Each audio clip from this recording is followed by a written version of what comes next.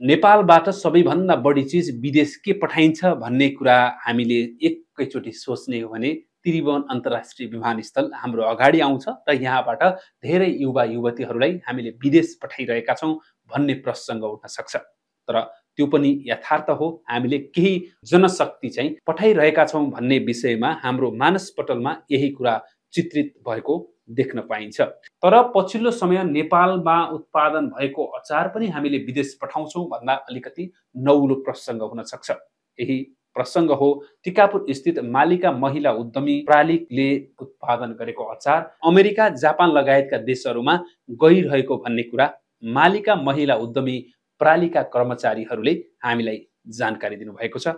एक रिपोर्ट। कैलाली जिल्लाको टिकापुर नगरपालिका वडा नम्बर 1 मा मुख्य कार्यालय स्थापना भएको मालिका महिला उद्यमी कम्पनी प्राइभेट लिमिटेडले स्थानीय बजारमा अचार उत्पादन गरी बिक्री गर्नुको साथै वैदेशिक बजारमा पनि आफूले उत्पादन गरेको अचार निर्यात गर्न थालेको छ। यसअघि नै अमेरिका, क्यानाडा लगायतका देशहरूमा अचार पठाइसकेको मालिका महिला उद्यमी कम्पनी प्राइभेट लिमिटेडले अहिले जापानको एक प्रतिष्ठित व्यापारीसँग अचार निर्यातका विषयमा छलफल भइरहेको कम्पनीकी सञ्चालक कल्पना जैसीले बताउनुभयो। आउट कन्ट्रीतिर पनि गइरहेछ। अब अहिले एकजना जापानको एकदम ठुलो व्यापारी हामीसँग लिङ्कमा आउनु भएको छ। अब उहाँले एकदमै धेरै डिमान्ड छ उहाँको।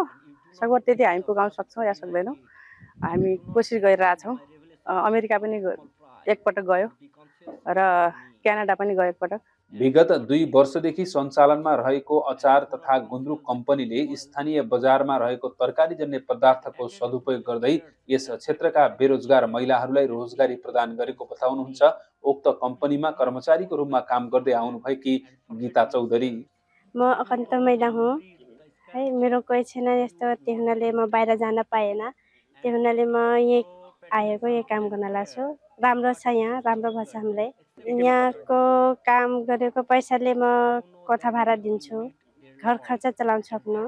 महिलाहरूले गर्न चाहे उद्यमी पनि बन्न सकिन्छ र नेपालको माटोमा उत्पादन भएको तरकारीलाई प्रशोधित गरेर अचारको रूपमा विदेशमा निर्यात गर्न सकिन्छ भन्ने गतिलो उदाहरण मालिका महिला उद्यमी कम्पनीले गरेर देखाएको बताउनुहुन्छ कम्पनीकी सचिव जगत कुमारी जैसी। हाम्रो समाजमा चाहिँ महिलाहरूले कामै गर्न सक्दैनन् भन्ने छ। अब महिलाहरू अगाडि बढेको पनि हाम्रो समाजले चाहिँ पचाउन जस्तो लाग्छ मलाई। महिलाहरू अलिकति अगाडि बढ्यो भने, नाना थरीको कुरा गर्ने, बाहिर गएर यसरी बोल्यो भने अब यो चाहिँ अब यो बिग्री गयो कि भन्ने पनि हुन्छ हाम्रो समाजमा। तर हामीले चाहिँ काम गर्दै जाँदाखेरि महिलाहरूले चाह्यो भने काम गर्न चाहिँ सकिन्छ भन्ने चाहिँ लाग्छ मलाई।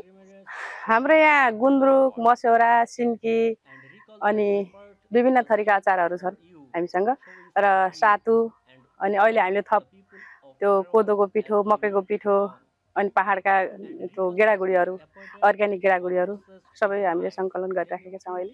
हाम्रो मेन उद्देश्य भनेको आफूले रोजगारी पाउनुको साथसाथै धेरैभन्दा धेरै महिला दिदीबहिनीहरूलाई रोजगारी दिलाउने हाम्रो चाहिँ मेन उद्देश्य थियो र स्थानीय उत्पादनलाई नै हामीले चाहिँ त्यसलाई प्रशोधित गरेर मार्केटमा पठाउने हाम्रो लक्ष्य पनि थियो। त्यो लक्ष्यमा हामीलाई स्थानीयवासीहरू, स्थानीय सरकारले हामीलाई जस उहाँहरूले चाहिँ सहयोग गर्नुभएको हुनाले हामी आज बामे सर्दै गरेको चाहिँ एउटा चाहिँ मालिका महिला कम्पनी बिस्तारै पाइला सार्ने भइसकेको मैले चाहिँ महसुस गरेकी छु।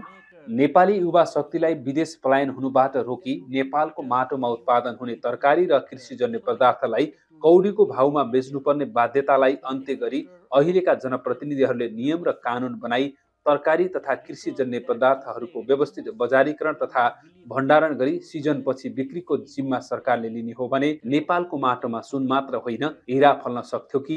शुभारम्भ अनलाइन टेलिभिजनका लागि एक घेरा सुनखडा, टिकापुर।